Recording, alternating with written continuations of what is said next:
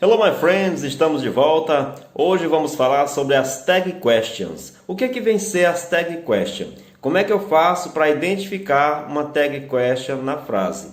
Na verdade, para eu encontrar a tag question, ela vem formada de duas frases. A primeira frase, frase normal, frase comum. Depois, no finalzinho, é que vem a tag question. O que corresponde à tag question? Lá no português, é quando você faz aquela confirmação no final. Você faz uma pergunta, aí lá no final você diz, né, né não, ok, certo. É tipo uma confirmação. Só que, para você entender como é que eu aplico a tag question, pegue como comparação uma pilha. A pilha tem dois polos, um lado positivo e um lado negativo. É assim que se forma a tag question. Primeiramente, vem uma frase onde ela vai vir no positivo e a tag question no negativo. Ou o contrário, a primeira frase pode vir na negativa e a tag question no positivo, ok? Quando eu digo positivo e negativo, pode ser também afirmativo e negativo, ok? Agora, como é que eu faço para eu formar essa tag question? O que é preciso para formar essa tag question lá no finalzinho? A tag question tem que ser formada pelo verbo auxiliar, que corresponde ao que está na frase anterior, mais o sujeito em forma de pronome. Então eu tenho que observar o mais importante lá na frase principal, que é a primeira, é quem é o sujeito e quem é o verbo auxiliar.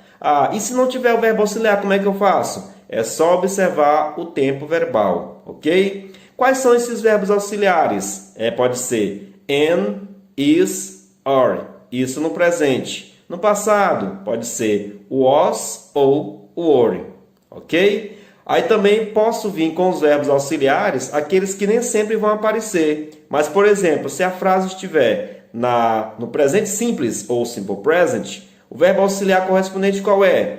É o do e o das, ok? Esse do, ele é utilizado para quem? Para I, para we, para you e para they.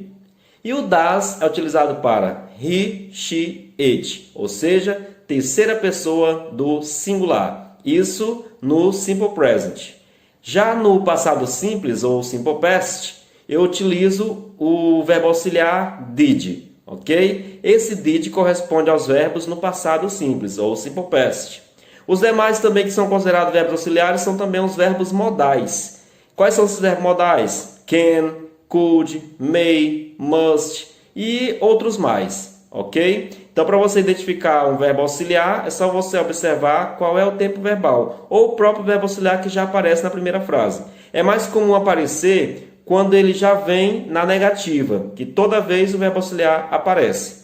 Um detalhe que a gente não pode esquecer é que lá no final, quando vier a tag question, se ela estiver na negativa, vai vir o quê? A forma contraída ou a forma abreviada. Por exemplo, eu digo assim, she is a student. Ela é uma estudante. Se eu quero dizer não é, eu vou dizer o quê? Isn't she? Na primeira frase, recapitulando, she is a student.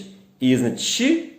Por que isn't she? Porque na primeira frase teve o is, que é o verbo auxiliar, mas no afirmativo. Logo a tag vai vir na negativa. E o she, que é o sujeito. Agora, se ao invés desse she, eu tivesse nome de pessoa, por exemplo, Fernanda. Fernanda is a student. Fernanda é uma estudante. Como é o sujeito é Fernanda, terceira pessoa do singular, então lá no final vem she. Mesmo jeito, isn't she? Ok? Então, vocês viram que eu interroguei no final. Somente essa parte é que é a tag question. A primeira é a frase normal. Observando sempre quem é o sujeito e qual é o tempo verbal da frase.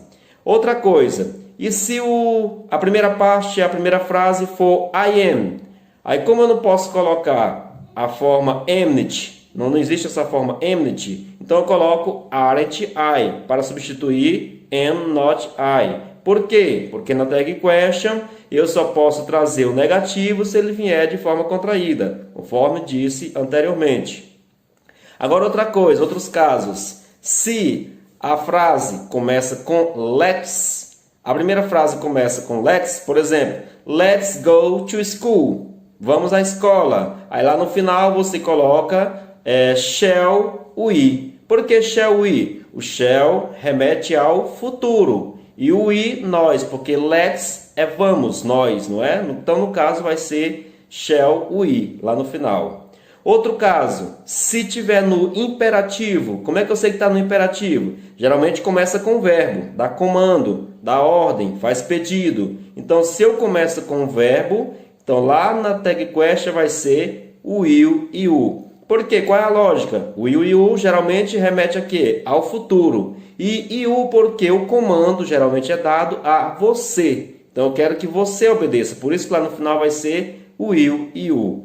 Lembrando sempre de no final interrogar. E outra coisa, sabendo que lá na tag tem que vir o verbo auxiliar mais o sujeito em forma de pronome. A primeira frase pode ser normal, pode ser ou positiva ou negativa. A segunda tem que vir o verbo auxiliar mais o sujeito.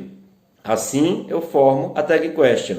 Outro exemplo, se eu digo assim, Mary and Peter are students. Mary e Peter são estudantes. Mary e Peter não é o sujeito? Então, lá no final eu posso substituir, vou substituir por they, que é eles. Aí no caso, o verbo auxiliar, que é are, vai vir lá no final. Aren't they? Por que aren't they? Porque a primeira era positiva ou afirmativa, a segunda tem que vir negativa. Agora, se fosse o contrário, Fernanda and Peter aren't students. Aí no caso, no final, eu teria que trazer no positivo, porque a primeira já é negativa, certo?